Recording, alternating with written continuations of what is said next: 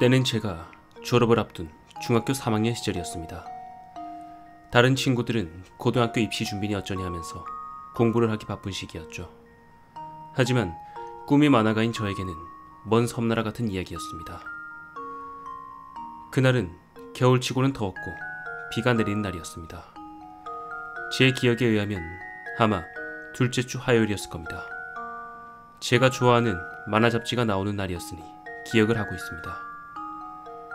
하지만 제가 다니는 서점은 잡지가 그날 바로 들어오지 않고 저녁 6시쯤 되어서야 책이 배달되곤 했습니다.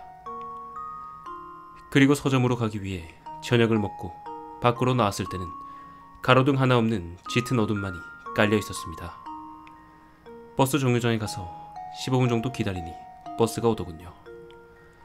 버스를 타고 한참을 가다가 서점에서 가장 가까운 정류장에 내려 서점에 가서 마지막 한 권 남은 만화 잡지를 사고 집으로 돌아가기 위해 맞은편 정류장에서 만화 잡지를 보며 버스를 기다리고 있었습니다. 그러다가 제가 만화 잡지를 산 그 서점 쪽을 바라봤는데 웬 코트를 입은 사람이 한 명 보이더군요. 다리가 굉장히 길었고 목에 두르고 있는 목도리도 허리까지 내려오는 긴 것이었습니다. 초반에 언급을 했듯이 꿈이 만화가인지라 길을 걷다가도 모델로 쓸만한 사람이 지나가면 머릿속에 확실히 기억을 하기 위해 한참을 쳐다보곤 했죠. 그 사람은 모델로 쓰기에 딱 좋은 체형을 가지고 있었습니다. 얼굴을 보려고 했지만 우산을 묘한 포즈로 머리부터 가슴까지를 가리고 있었습니다. 그것 때문인지 남자인지 여자인지조차 확인을 하지 못했습니다. 그때 바람이 휑하니 불었고 그 바람에 제 앞머리가 헝클어졌습니다. 저는 얼굴도 못생기고 머리도 곱슬이었기 때문에 머리라도 단정히 하기 위해서 항상 거울을 들고 다녔는데 그때도 거울을 꺼내 앞머리를 손질하고 있었습니다. 가로등이 길 건너편 쪽에 있었기 때문에 제 등을 가로등 쪽으로 돌리고 있었는데 저는 뒤통수가 근질근질한 걸 느끼게 되었습니다. 그래서 거울의 각도를 그 사람 쪽으로 돌렸는데 순간 저는 15년 동안 살아오면서 처음으로 심장이 얼어붙을 것 같은 그런 느낌이 어떤 것인지 알게 됐죠. 제가 쳐다본 그 사람의 머리가 없더군요. 정확히 말하자면 머리부터 우산을 안 들고 있던 그 왼쪽 가슴까지 마치 도려낸 것처럼 잘려 있었습니다. 그것을 본 저는 머릿속에서 별별 생각이 다 들더군요. 아무튼 저는 그대로 패닉 상태에 빠져 한참 동안 거울만 바라보고 있었습니다. 마치 1초가 1시간처럼 느껴지더군요. 그렇게 멍하니 굳어 있었는데 그 사람도 제 시선을 느꼈는지 다시 우산으로 자신의 머리 쪽을 가리더군요. 그리고 때마침 버스가 도착했을 때입니다. 제가 타야 할 버스에서 웬 할머니 한 분이 그 사람 쪽을 향해 이 썩을 년이 어디서 사람한테 장난을 치는 거야? 라고 창문에 머리를 내시고는 소리를 치시더군요.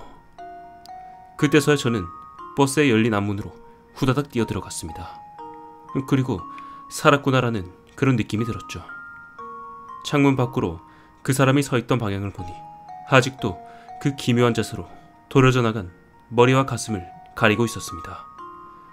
이제와 생각해보니 그 사람이 목에 두르고 있던 목도리도 짧은 것이었는데 오른쪽 어깨에 걸치고 있어서 허리까지 왔던 것이더군요. 다시 본론으로 돌아가서 그렇게 버스는 출발하고 버스 안에서 할머니 한 분, 그 옆자리에 검은 양복을 입은 아저씨 한 분, 20살 정도로 보이는 여성 한 분, 그렇게 3명이 타고 있었습니다. 저는 운전석 뒤에 바로 앉아서 아직도 멈출 줄 모르는 놀란 가슴을 진정시키고 있었습니다. 그런데 그때 뒤에 계신 할머니께서 저에게 말씀을 하시더군요. 학생, 이 비 오는 날은 귀신들이 많이 돌아다니니까 밖에는 웬만하면 나오지 마라. 특히 오늘같이 더운 겨울이면 더 심하거든. 저도 그 말을 어디선가 들었기 때문에 잘 알고 있었습니다. 네, 저희 어머니도 그런 말씀하셨어요. 근데 왜 나온 거야? 만화 잡지 사려고요. 아, 그래. 우리 손주놈도 만화 진짜 좋아하는데. 할머니는 그렇게 말꼬리를 흐리셨습니다. 그리고 세 정거장 정도 더 지났을 때 할머니께서 다시 말을 건네셨습니다. 어이 학생, 내는 여기서 내려야 돼. 다음부터는 오늘 같은 날은 절대로 나오지 마이. 네. 하지만 할머니는 정류장 근처에 도착할 때까지 배를 눌리지 않더군요. 그런데 그때 뒤에서 꾸벅꾸벅 졸고 있던 여자가 놀라서 일어나며 급하게 배를 눌렸습니다. 그렇게 버스는 멈추고 저를 제외한 할머니, 아저씨, 여자, 그 세 명이 모두 내리더군요. 버스는 다시 출발을 하고 조용한 버스 안에서 기사님과 저 둘만이 남았습니다. 버스가 신호에 걸려서 대기를 하고 있었는데 기사님께서 말을 거시더군요. 학생, 그 요즘 그 휴대폰인가 하는 거 그 얼마 정도에 파나? 저는 기사님의 생뚱맞은 질문에 당황해하며 대답을 했습니다. 저는 핸드폰이 없어서 잘 모르겠는데요. 응? 아까 휴대폰으로 통화한 거 아니었어? 네?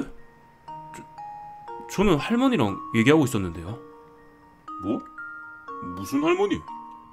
아까부터 버스에는 학생이랑 그 조금 전에 내렸던 그 여자 둘만 타고 있었잖아. 저는 다시 한번 패닉 상태에 빠졌습니다. 그렇다면 아까 그 검은 양복의 아저씨는 누구지? 그 할머니는 누구지? 머릿속으로 이 생각 저 생각을 다 해봤지만 답이 나오지 않았습니다.